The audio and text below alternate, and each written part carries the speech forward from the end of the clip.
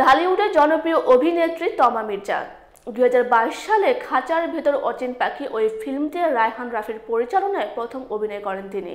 সেখান থেকে তাদের প্রেমের গুঞ্জন। অনেকদিন ধরেই পরিচালক রায়হান রাফির সঙ্গে তমা মির্জার প্রেমের গুঞ্জন। যদিও এই অভিনেত্রীর দাবি রাফির সঙ্গে তার কোনো প্রেম নেই, দুজনের মাঝে কেবল বন্ধুত্বটাই ছিল। এরপরও বিভিন্ন অনুষ্ঠানে তাদের দুজনকে একসঙ্গে দেখা যায়। দেশের বাইরে দুজনে একসঙ্গে সময় কাটিয়েছেন এমনটিও শোনা গিয়েছিল। নিজেদের জীবনের স্পেশাল দিনগুলোতেও দেশের বাইরে দুজনে একসঙ্গে সময় কাটিয়েছেন এমনটিও শোনা গিয়েছিল। নিজেদের জীবনের স্পেশাল দিনগুলোতেও একে অন্যের পাশে উপস্থিত থেকেছেন। ঘনিষ্ঠ মহল সূত্র জানা গেছে খুব শীঘ্রই রাফি তমা বিয়ের পিঁড়িতে বসতে চলছেন।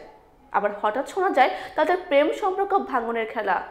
নিজেদের প্রেমকে এখন কেবলই গুঞ্জন বলে উড়িয়ে দিতে চাচ্ছেন অভিনেত্রী তমা মির্জা। সম্প্রতি এক সাক্ষাৎকারে এই অভিনেত্রী বলেন, গুজবের তো কোনো মা বাপ নেই। আমাকে নিয়ে নানা গুজব ছড়িয়েছে। কখনো শোনা গেছে আমি প্লাস্টিক সার্জারি করেছি, কিছুদিন আলোচনা হয়েছে পরিচালকের সঙ্গে প্রেম করছি। সেই পরিচালককে কারোর সঙ্গে কাজ করতে দিই না, তার সব কাজ আমি করি। আবার এখন রাজনৈতিক নেতাদের সঙ্গে জড়িয়েছেন, বিভিন্ন গুজব ছড়িয়েছে, কিন্তু এইসবই গুজব, এর কোনো ভিত্তি নেই। তমা মির্জা বলেন, প্লাস্টিক সার্জারি আমাদের বাংলাদেশে হয় না, বাইরে যেসব দেশে হয় সেটি খুবই ব্যয়বহুল। একটি সার্জারিতে 40-50 লাখ টাকা খরচ হয়। এরপর সেটি মেনটেন করতে হয় বছরের পর বছর। আমাদের নামের সঙ্গে তো একটা ট্যাগ লাগাই দেয়, সুগার মামি, সুগার ডেডি। এসব থাকলেও তা প্লাস্টিক সার্জারি করা সম্ভব হয় না।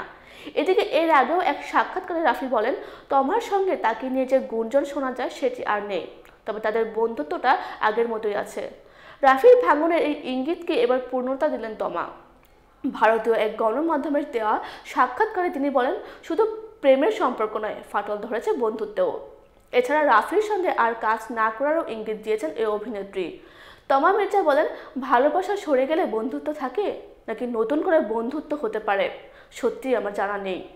বন্ধুত্ব শব্দটির পরিধি অনেক। বন্ধুত্ব থেকে ভালোবাসা হতে পারে, কিন্তু সেই ভালোবাসার টান পড়লে সঙ্গে সঙ্গে বন্ধুত্ব ফেরত আসা যায় না। তার জন্য দুই পক্ষকেই মানসিকভাবে যথেষ্ট পরিণত হতে হয়, নিজেদেরও সময় দিতে হয়।